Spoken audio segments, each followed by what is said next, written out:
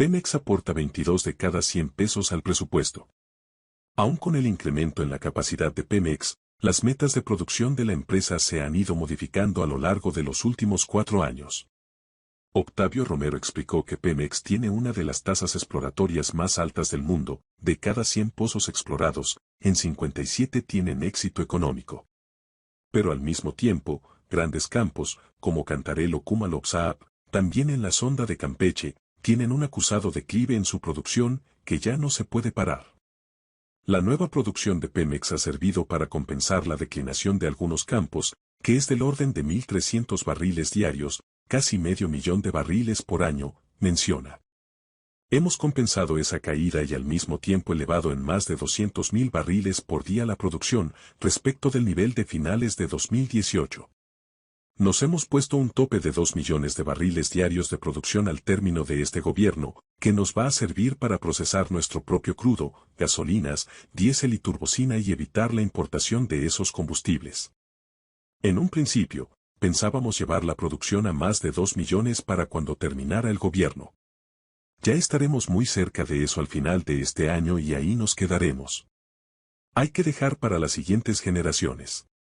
Una de las áreas en que Pemex reporta recurrentemente pérdidas es en la refinación. ¿Cuál es el sentido de destinar mayores recursos a esta actividad y no a exploración, donde obtiene ganancias?, preguntó La Jornada. Es un tema de seguridad nacional.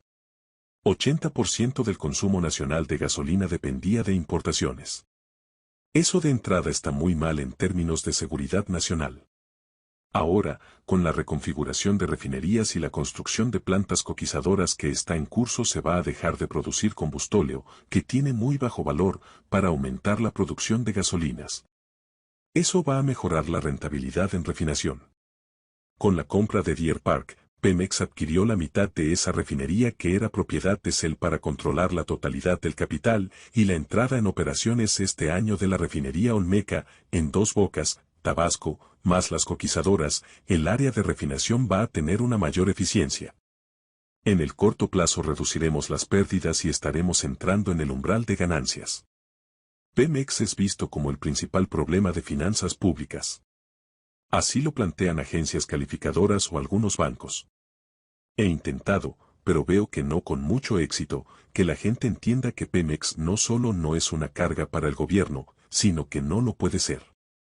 Pemex no recibe presupuesto del gobierno, esto es un punto que se trató de imponer cuando querían privatizarla, cuando la querían desaparecer y empezaron a inventar tonterías. Una de ellas, que era un hoyo negro, una carga. Pero aclaro, Pemex no recibe presupuesto del gobierno. Una cosa es que a Pemex le aprueben su presupuesto y otra que le den presupuesto. Pemex genera su propio presupuesto. Vive de sus flujos y de esos mismos paga impuestos a proveedores y a sus trabajadores. La Secretaría de Hacienda nos dice cuánto vamos a usar en inversión pero no nos da dinero. El año pasado los ingresos petroleros significaron 22.5% del presupuesto público. ¿Cómo puede ser una carga a una empresa que aporta al Estado 22 pesos con 50 centavos de cada 100 que gasta? Es absurdo y, por eso, cuando escucho a esos criticones me dan pena. Pemex genera mucho dinero, expresó.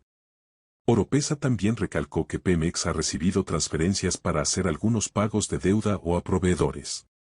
Este gobierno ha ayudado a Pemex como no lo hizo ningún otro.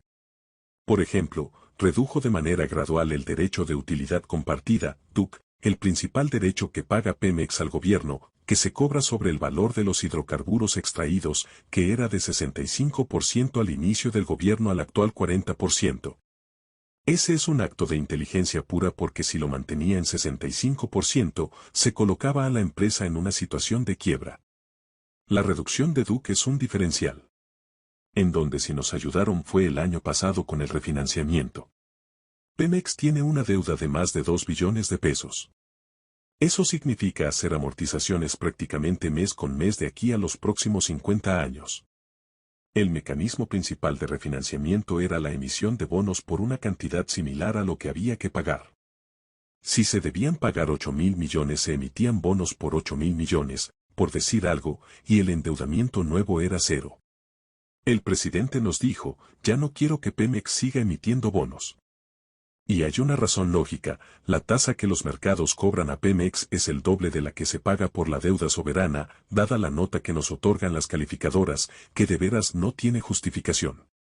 Cuando salimos con una emisión de 2.000 millones de dólares hay una demanda de 10.000 o 12.000 millones por la alta tasa de interés que cobran a Pemex y porque saben que es una empresa muy solvente. Realmente es por esa mala calificación, que es ficticia. Por eso el presidente decidió que ya no emita bonos para pagar deuda y que Hacienda resuelva las amortizaciones, porque sale más barato. La gente cree que la deuda de Pemex es una y la deuda soberana otra. Pero es la misma, es deuda pública. Si esta empresa desaparece, ¿quién asume la responsabilidad? La asume el Estado. El año pasado Hacienda se hizo cargo de las amortizaciones en el primer trimestre y el resto, con el alza en los precios del petróleo por la guerra de Ucrania, lo hizo Pemex. La comunicación con la nueva Hacienda de Rogelio Ramírez de la AO y Pemex ha sido extraordinaria. Ahora nos sentamos varias veces a la semana, hablamos de los temas, nosotros le ponemos sobre la mesa todas las cifras, buscamos alternativas de manera conjunta. Da gusto trabajar así. Seguramente hay diferencias en algunas cosas, pero no deja de ser ya un trabajo en equipo, agrega. Con la mira puesta en un aniversario más, el 85, de la expropiación petrolera, Octavio Romero Oropesa califica a Pemex como un ícono del país. No hay, dice, una marca que se conozca más que Pemex. Más allá de lo que significa el nombre, es una empresa importantísima, sostiene, por el dinero que genera y lo que el gobierno puede hacer con ella. Producto de la corrupción se compraron en anteriores gobiernos 2 plantas de fertilizantes, una de ellas que tenían 21 años sin producir nada. Hoy, añade, Pemex produce 70% de los fertilizantes para pequeños productores y el año próximo será la totalidad. Ante una situación como la del año pasado, que se disparó la inflación como una de las consecuencias de la invasión a Ucrania, como hubiese podido el gobierno mexicano evitar el incremento en el precio de las gasolinas, el impuesto fue subsidiado para contener el alza, en una medida que evitó una inflación mayor, si no existiera Pemex, plantea. A Pemex le quedan muchos años, asegura. Están cambiando las visiones.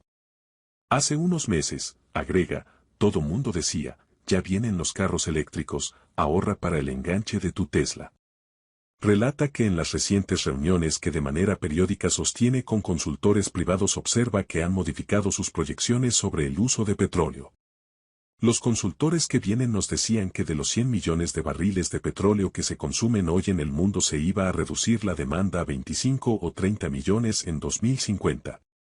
Últimamente he notado un cambio. No solo no disminuye la demanda, sino que prevén que aumente. BP, firma inglesa, ha modificado su escenario, decían que la demanda iba a bajar de 100 millones de barriles actuales a 30 millones y recientemente ya lo modificó de 100 millones de barriles a 80 millones. Con información de la jornada.